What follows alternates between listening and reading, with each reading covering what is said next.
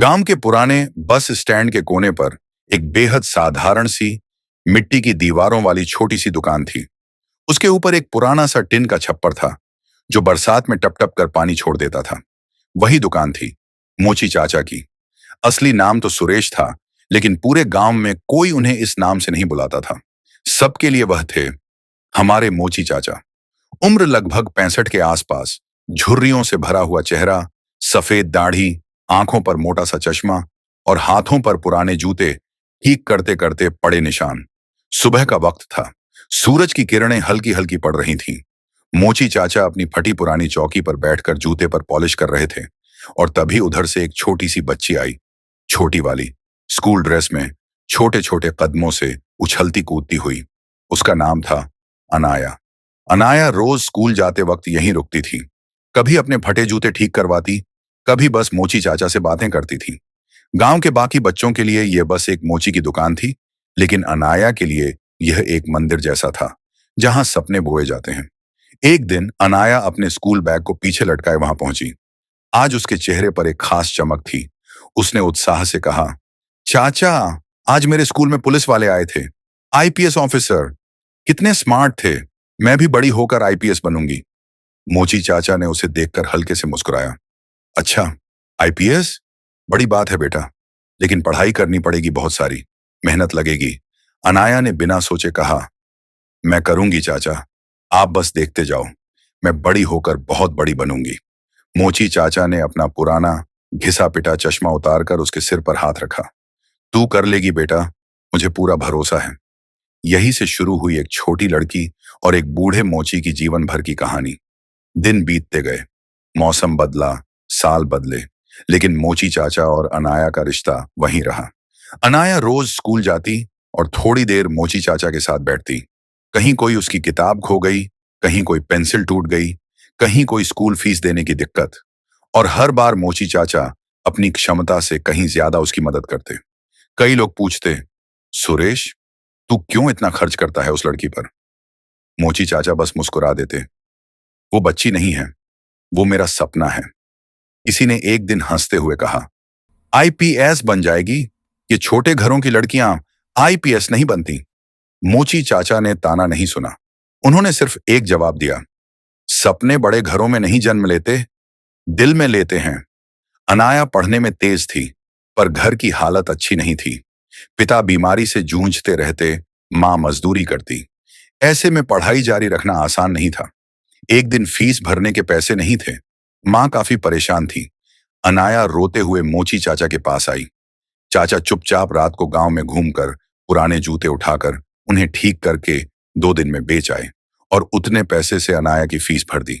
अनाया ने पूछा, चाचा, आप क्यों इतने पैसे क्यों खर्च कर दिए? चाचा बोले, बेटा, एक दिन जब तू आईपीएस बनेगी ना, ये फीस मुझे ब्याज समेत लौटेगी, गर्व के रूप में। समय आगे बढ़ता गया। अनाया अब 10वीं में थी। पढ़ाई और कठिन हो गई थी, लेकिन संकल्प और मजबूत हो गया था। मोची चाचा की दुकान अब और पुरानी होने लगी थी। हाथों में दर्द बढ़ने लगा था। रूमेटिक दर्द से उंगलियां अकड़ जाती थीं, लेकिन फिर भी चाचा हर दिन काम पर बैठे मिलते। जब तक वो आईपीएस नहीं बन जाती, मैं आराम नहीं कर सकता, वे कहते। लेकिन जीवन हमेशा मेहरबान नहीं होता। एक दोपहर मोची चाचा अस्पताल में भर्ती हुए। सांस फूल रही थी, दिल का दर्द बढ़ रहा था। अनाया स्कूल से दौड़ती हुई पहुंची। मोची चाचा ने उसे देखा, मुस्कुराए और बोले, बेटा, तू रो मत, तू आईपीएस बनेगी, तू जरूर बनेगी। अनाया रोते हुए बोली, चाचा, आप मेरे साथ चलो, मैं आपको सल्यूट करूंगी। मोची चाचा ने कांपते हाथों से उसके सिर पर हाथ फेरा। उनकी आवाज टूटी हुई थी, जब तू यूनिफॉर्म पहनकर मेरे पास आएगी ना, बस वही मेरा सल्यूट होगा। और फिर धीरे धीरे उनका हाथ ठंडा पड़ने लगा। सांसें रुकने लगी। चेहरे पर हल्की मुस्कान थी, जैसे कोई सपना पूरा होते देख रहा हो। अनाया फूट फूट कर रो रही थी। वो दिन अनाया के जीवन का सबसे बड़ा मोड़ था। उस दिन उसने कसम खाई, मैं आईपीएस बनूंगी, चाचा के लिए। और फिर शुरू हुआ संघर्ष। 12वीं, ग्रेजुएशन, यूपीएससी की तैयारी। छोटा गांव छोड़कर शहर जाना पड़ा। किराए पर कमरा, आधे पेट खाना, दिन भर कोचिंग, रात भर सेल्फ स्टडी। कई बार हार मानने का मन करता, कहीं असफलता, कहीं खुद से नाराजगी। पर हर बार मोची चाचा का चेहरा सामने आ जाता। वो मुस्कुराहट, वो विश्वास, वो सपनों को सिलने वाले हाथ। यूपीएससी का पहला प्रयास फेल, दूसरा प्रयास मेंस में रह गई, तीसरा प्रयास उन इंटरव्यू तक पहुंची, पर चयन नहीं हुआ। अनाया टूटने लगी थी, लेकिन उसने चाचा की एक बात याद रखी, सपना जितना बड़ा हो, रास्ता उतना कठिन होगा। चौथा प्रयास पूरी जान लगा दी, और एक दिन ऑनलाइन परिणाम आया।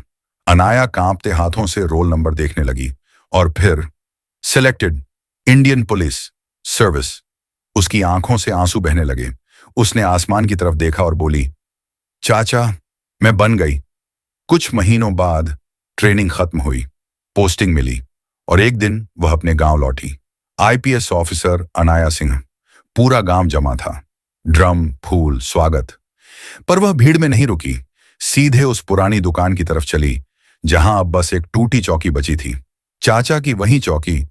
उसने अपनी पुलिस कैप उतारी, चौकी पर रखी, सीधा खड़ी हुई और जोर से सैल्यूट मारा।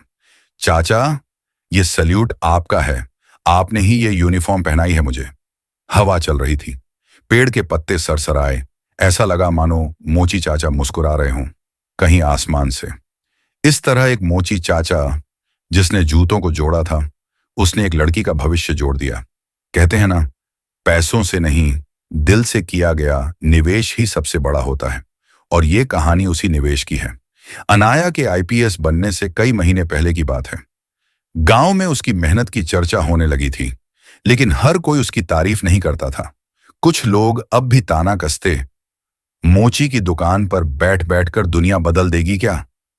इतनी बड़ी अफसर बनने के लिए भाग्य चाहिए, और उसके घर में तो एक वक्त का खाना भी मुश्किल से मिलता है। लेकिन मोची चाचा को इन बातों से कोई फर्क नहीं पड़ता था। वे अपने चश्मे को ठीक करते हुए कहते, देख लेना, एक दिन ये लड़की उन सबको जवाब देगी। उसकी हिम्मत देखो, उसका जज्बा देखो। जिंदगी में सब कुछ पैसे से नहीं होता, दिल होना चाहिए। अनाया हर सुबह पढ़ाई के बाद चाचा की दुकान पर आती। वह कभी उनके लिए चाय लेकर आती, कभी दुकान साफ करती, कभी उनके पुराने औजारों की मरम्मत करवाती। एक बार चाचा के हाथ में गहरा छाला पड़ गया। दर्द के बावजूद वे काम कर रहे थे। अनाया ने उनका हाथ पकड़कर कहा, चाचा, आप आराम कर लीजिए, मैं कर देती हूं। चाचा हंस पड़े। अरे पगली, तू पढ़ाई कर, जूते मैं ठीक कर लूंगा। लेकिन तू अगर इस दुकान में बैठकर जूते ठीक करने लगी तो तेरी किताबें रूठ जाएंगी। अनाया ने भी हंसते हुए कहा, चाचा, मेरी किताबें मुझसे नहीं रूठेंगी, लेकिन मैं आपसे कभी नहीं रूठूंगी। उस दिन चाचा की आंखें भर आई थीं। वो जानते थे, इस लड़की में कुछ अलग है। साल बदले। अनाया 12वीं पास कर चुकी थी। अब शहर जाकर कॉलेज और यूपीएससी की तैयारी करनी थी, लेकिन खर्चा, किराया, किताबें, सब असंभव जैसा लग रहा था। उसकी मां के चेहरे पर चिंता साफ दिख रही थी। मोची चाचा ने धीरे से कहा, अनाया, तू शहर जा, बाकी मैं देख लूंगा। अनाया चौंक गई। लेकिन चाचा, आपके पास खुद के खर्चे पूरे नहीं होते। चाचा ने उसके हाथ पर अपना झुर्रियों वाला हाथ रखा। बेटा, एक बात दिल में बांध ले, गरीब आदमी का पेट भले छोटा होता है, लेकिन दिल कभी छोटा नहीं होता। तू जाओ, मैं थोड़ा ज्यादा मेहनत कर लूंगा। उन्होंने अपने कुछ जमा पुराने पैसे निकाले जो उन्होंने सालों से किसी आपातकाल के लिए रखे थे, और अनाया के हाथ में रख दिए। ये ले, फीस भर देना, और हां, शहर जाकर भूल मत जाना बूढ़े चाचा को। अनाया की आंखों से आंसू बहने लगे। चाचा, मैं आपको कैसे भूल सकती हूं? आप मेरे लिए सिर्फ चाचा नहीं, मेरे सबसे बड़े गुरु हैं। शहर में अनाया का जीवन आसान नहीं था। एक छोटा सा कमरा, छत टपकती थी, गर्मियों में पंखा भी हवा नहीं देता था। खाने के लिए कभी दाल, कभी सिर्फ रोटी और नमक। लेकिन उसकी आंखों में एक ही सपना था, चाचा का सपना। वह रोज सुबह 5 बजे उठती, नाश्ता छोड़कर सीधे लाइब्रेरी जाती, घंटों पढ़ती, फिर कोचिंग, फिर रात में सेल्फ स्टडी। कभी कभी थक जाती, कभी रो देती, कभी नींद नहीं आती, कभी लगता कि अब बस नहीं हो पाएगा। लेकिन हर बार मोची चाचा की मुस्कुराती आंखें याद आ जाती। तू कर लेगी बेटा, तू जरूर कर लेगी। यही शब्द उसके दिल में आग की तरह जलते रहते। एक रात बहुत आंधी चल रही थी। अनाया अपने कमरे में यूपीएससी का सिलेबस देख रही थी। तभी उसे मां का फोन आया, बेटा, चाचा की तबीयत फिर बिगड़ गई है। अनाया शहर से उसी रात बस में बैठकर गांव पहुंची। चाचा अस्पताल में थे, चेहरे पर ऑक्सीजन मास्क, हाथों में सुई, पर आंखों में वही पुराना स्नेह। अनाया रोते हुए बोली, चाचा, मैं आ गई, आपको कुछ नहीं होगा। चाचा ने धीमे से मुस्कुराते हुए कहा, बेटा, तू आईपीएस बन जा, बस फिर मैं आराम से सो जाऊंगा। अनाया और जोर से रोने लगी। ऐसे मत कहिए चाचा, मैं आपको सल्यूट करना चाहती हूं। चाचा की सांसें टूट टूट रही थीं। उन्होंने कांपते हाथ से उसके आंसू पोंछे। तू सल्यूट करेगी, जरूर करेगी, लेकिन आज नहीं। जिस दिन तू वर्दी पहनकर आएगी, उस दिन। कुछ पलों बाद उनका हाथ ढीला पड़ गया, आंखें बंद, सांसें शांत। मोची चाचा चले गए। गांव चुप था। हवा भी जैसे रुक गई थी, लेकिन अनाया के भीतर एक तूफान उठ रहा था। अब मैं ये सपना पूरा करूंगी, चाहे दुनिया टूट जाए। बरसों बाद भी शहर की वही गलियां थीं, वही फुटपाथ, वही टूटी हुई दीवारें, और उन्हीं दीवारों के पास बैठा एक सफेद बालों वाला बूढ़ा आदमी, मोची चाचा। समय ने उनके हाथों की रेखाओं को तोड़ा था, मगर दिल की कोमलता अभी भी वैसी ही थी। हर दिन की तरह वो अपने छोटे से टीन के डब्बे को खोलते, ब्रश और पॉलिश लगाते और राहगीरों के जूतों को चमकाते। लेकिन आज की सुबह कुछ अलग थी। भीड़ अचानक दो हिस्सों में बंट गई। दूर से आती नीली बत्ती की चमक कदमों की धड़कन बढ़ा देती है, और फिर एक जीप रुकती है। दरवाजा खुलता है, कदम बाहर पड़ते हैं। खाकी वर्दी, चमकदार कंधे पर सितारे, और चेहरे पर एक शांत मगर दृढ़ मुस्कान। आईपीएस अधिकारी अनाया, वही अनाया जिसे मोची चाचा ने छोटी उम्र में स्कूल भेजने के लिए अपने हाथों के छाले बेच दिए थे, जिसे उन्होंने ठंड की रातों में अपनी पुरानी शाल ओढ़ा दी थी, जिसके सपनों को उन्होंने पाल पोस कर बड़ा किया था। आज वो लौट रही थी, एक बच्ची नहीं, बल्कि इस शहर की सबसे शक्तिशाली पुलिस अधिकारी बनकर। अनाया ने कदम धीरे से बढ़ाए, जैसे हर कदम उसे अतीत की किसी याद से जोड़ रहा हो। मोची चाचा ने सिर उठाया, मगर पहचान नहीं पाए। आंखें कमजोर थीं और वर्दी की चमक उन्हें चौंधिया रही थी। अनाया उनके सामने घुटनों पर बैठ गई, ठीक उसी तरह जैसे बचपन में स्कूली जूते दिखाने बैठती थी। धीमे से बोली, चाचा, मैं आ गई। ये आवाज, ये वही थी, वही छोटी अनाया जिसे वो हमेशा बेटी की तरह मानते थे। कांपते हुए हाथ मोची चाचा ने उसके चेहरे को छुआ और बरसों का सब्र टूट गया। आंखों से बहती बूढ़ी आंसुओं की धारें उसके खाकी कंधे पर गिर गईं। वक्त थम चुका था, गली खामोश थी। लोग दूर खड़े उस दृश्य को देख रहे थे, जहां एक आईपीएस अधिकारी एक मोची के पैरों के पास बैठी थी। अनाया ने चुपचाप उनकी झोपड़ी के पास टंगी फटी हुई तस्वीर को देखा। उसी तस्वीर में वो थी, स्कूल की यूनिफॉर्म पहने, हंसती हुई। फिर उसने खुद ही चाचा के पुराने जूतों को उठाया, उन्हें अपनी गोद में रखा और धीरे धीरे धूल झाड़ने लगी। मोची चाचा हड़बड़ा गए। ना, ना बिटिया, तुम ये मत करो। अनाया मुस्कुराई, उसकी आंखें नम थीं। चाचा, जूते आपने मेरे बचपन भर संवारे हैं। आज ये मेरा फर्ज है कि मैं आपकी इज्जत संवारूं। चारों तरफ सन्नाटा था। दूर लोग अपने रुमाल से आंखें पोंछने लगे। आज शहर ने पहली बार देखा था कि असली ताकत क्या होती है, न पद में, न वर्दी में, बल्कि कृतज्ञता में। अनाया ने धीरे से कहा, आप मेरे पिता जैसे हैं, और आज के बाद इस फुटपाथ पर आपका बैठना मना है। चाचा घबरा गए। तो फिर मैं कहां जाऊं बिटिया? अनाया ने उनका हाथ पकड़ा। जहां एक पिता का होता है, अपनी बेटी के घर। उसे जीप तक ले जाते समय भीड़ खुद ब खुद रास्ता बना रही थी। कोई नारे नहीं, कोई शोर नहीं, बस सम्मान की खामोश हवा। शहर के इतिहास में शायद पहली बार हुआ था। एक आईपीएस अधिकारी ने एक फुटपाथ पर बैठे बूढ़े मोची को अपने साथ आगे की सीट पर बैठाया था। अनाया के लिए यह कोई एहसान नहीं था, यह उसका कर्ज चुकाना था, और मोची चाचा के लिए यह जिंदगी की सबसे बड़ी इंसानी जीत थी। उस दिन शहर ने सीखा कि जब एक बेटी आगे बढ़ती है तो उसके साथ पूरा समाज उठता है। सुबह की धूप शहर की इमारतों के पीछे से झांकते हुए ऐसे फैल रही थी जैसे कोई पुराना जख्म धीरे धीरे भरने की कोशिश कर रहा हो। हवा में हल्की ठंडक थी, मगर उस ठंडक के बीच भी शहर की सड़कें हमेशा की तरह शोर और जल्दबाजी से भरी हुई थीं। ट्रैफिक के हॉर्न की आवाजें, दुकानों की चहल पहल और लोगों की भाग दौड़ सब सामान्य था। लेकिन इस सुबह में कुछ ऐसा था जिसे सिर्फ एक इंसान महसूस कर सकता था। एक बुजुर्ग जो उस फुटपाथ पर बैठा था जहां उसने अपनी जिंदगी के 40 साल बिताए थे। वह था मोची चाचा। उसकी कमर अब झुक चुकी थी, हाथों में कमजोरी दिखाई देती थी, मगर उस मुस्कान में अभी भी एक ऐसी रोशनी थी जो किसी भी इंसान के दिल में घर कर सकती थी। सामने जमीन पर रखा छोटा सा लकड़ी का तख्ता, पॉलिश की छोटी छोटी टिन, ब्रश, एक घिसी हुई फटी कपड़े की पट्टी, सब कुछ वही था। वही पुराना संसार, वही पुरानी लड़ाई, वही उम्मीद जिसे वो हर सुबह नए सिरे से उठाते थे। लोग आते जाते, कभी रुकते, जूते चमकवाते और फिर अपने अपने जीवन में लौट जाते। किसी को परवाह नहीं थी कि इस आदमी ने कितनी जिंदगियां चुपचाप अपने स्पर्श से बेहतर की होंगी, क्योंकि हर चमकता जूता किसी की रोजी रोटी, किसी का संघर्ष और किसी की पहचान बन जाता था। पर चाचा के दिल में आज भी एक ऐसी याद जिंदा थी जो मिटने का नाम नहीं लेती थी। एक छोटी बच्ची की छवि जो हर दिन स्कूल जाते समय उनके सामने से निकलती थी।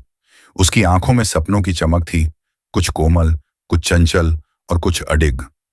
उस बच्ची का नाम था अनाया। मोची चाचा अक्सर सोचते थे, पता नहीं वो अब कहाँ होगी, कैसी होगी, और क्या अब भी उसे पुराने चाचा की याद आती होगी या नहीं। समय का पहिया तेजी से घूम गया था। जीवन ने उस बच्ची को उनसे छीन लिया था और उन्हें सिर्फ यादें सौंप दी थीं। लेकिन आज किस्मत उन्हें एक ऐसा उपहार देने वाली थी जिसकी उन्होंने कल्पना भी नहीं की थी। शहर के मुख्य चौराहे पर अचानक हलचल बढ़ने लगी।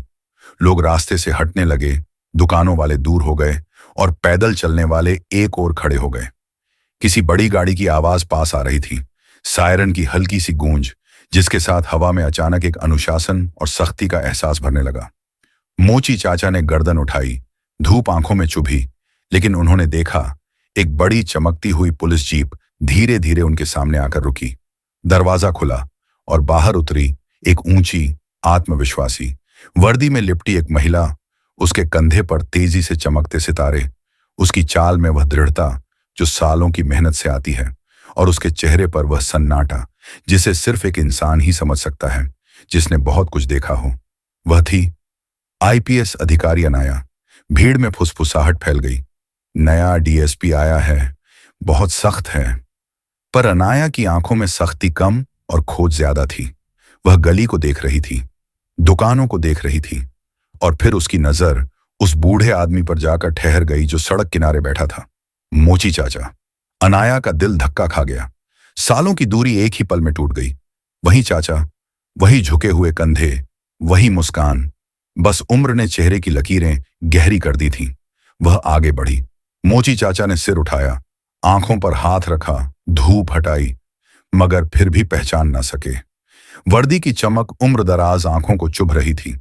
अनाया चाचा के सामने घुटनों पर बैठ गई, ऐसे जैसे कोई समय में जाकर वापस वहीं पहुंच गया हो जहां से उसकी कहानी शुरू हुई थी। धीमी कांपती आवाज में बोली, चाचा, मैं आ गई। यह आवाज, ये वही छोटी अनाया थी। मोची चाचा का दिल एकदम से दहल गया। उनके हाथ कांपने लगे, जैसे कोई पुराना भूला हुआ सपना अचानक हकीकत बनकर सामने खड़ा हो गया हो। उन्होंने कंपाती उंगलियों से अनाया का चेहरा छुआ, और उसी पल उनकी आंखों से आंसू बह निकले। भीड़ खड़ी थी, शहर खामोश था, और सड़क पर एक ऐसा दृश्य बन गया था जिसे देखने के लिए लोग अपनी चाल रोक चुके थे। एक आईपीएस अधिकारी घुटनों पर बैठे एक मोची के सामने, एक वर्दी झुकी हुई उन हाथों को थामे हुए जिन्होंने कभी एक बच्ची की जिंदगी में रोशनी जगाई थी। एक बेटी अपने जीवन के पहले गुरु को पहचान रही थी। समय जैसे ठहर गया था। अनाया ने अपनी जेब से रुमाल निकाला और चाचा की आंखें पोंछीं। फिर उसने धीरे से उनके जूते उठाए, उन्हें अपनी गोद में रखा और अपनी उंगलियों से धूल हटाने लगी। मोची चाचा ने डरते हुए हाथ बढ़ाया। ना बिटिया, ये मत कर। अनाया ने सिर झुकाया। उसके चेहरे पर गर्व भी था, प्यार भी, और कृतज्ञता का आंसू भी। इस पल में वर्दी की सारी ताकत कमजोर हो गई थी और रिश्ते की ताकत सबसे बड़ी बन चुकी थी। जैसे ही अनाया खड़ी हुई, भीड़ खुद ब खुद रास्ता बनाने लगी। लोगों ने मोबाइल हटाए, हाथ नीचे किए, मानो किसी पवित्र अवसर को देखने खड़े हों। अनाया ने धीरे से कहा, चाचा, अब आपका ये फुटपाथ छोड़ने का समय आ गया है। चाचा डर गए। उन्हें लगा शायद नगर पालिका इनको हटाने आई है।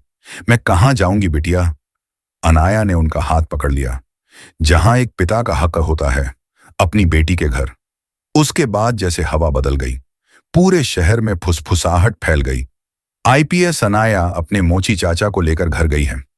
कुछ ही घंटों में यह खबर प्रशासन तक पहुंची और फिर वो हुआ जो शहर के इतिहास में पहले कभी नहीं हुआ था।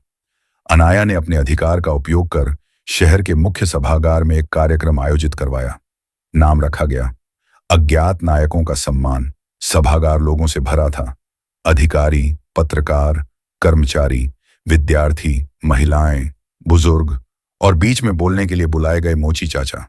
अनाया ने सभी के सामने खड़े होकर कहा, अगर शहर की गलियों में किसी ने मुझे पढ़ने के लिए प्रोत्साहित किया, अगर किसी ने मुझे सिखाया कि मेहनत का कोई विकल्प नहीं है, अगर किसी ने मुझे संभाला जब मेरे पास न जूते थे न किताबें, तो वो